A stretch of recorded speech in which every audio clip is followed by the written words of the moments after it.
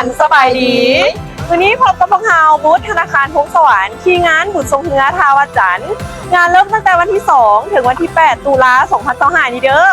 ซึ่งบูธของพวกเราตั้งอยู่หน้าหน่วยบริการเชียงยืนสำหรับลูกค้าที่เข้ามาเฮ็ดธุรกรรมในบูธของพวกเราก็จะได้รับกันแล้วเย็นๆแบบนี้เลยนอกจากจะได้ของแจกและจะได้หมุนวงล้อหับกิฟต์วอยเชอร์น้ำยีกก็จะเป็นบัตรเติมน้ำมันพลัสแบ็คแคนยอนเจลมองไนท์ทูมิทยูยูฟุกุนาโอกิคิวพลาซ่าฮอกเกอร์ชาร์และ CS Lighting พิเศษสำหรับลูกค้าที่เปิดบัญชีฝากประจำในงานบุญทรงเฮือนี่สามารถลุ้นหาบรางวัลอีกหลายอย่างไม่ว่าจะเป็นทองคำหูฟังให้สายและกระเป๋าลีโน่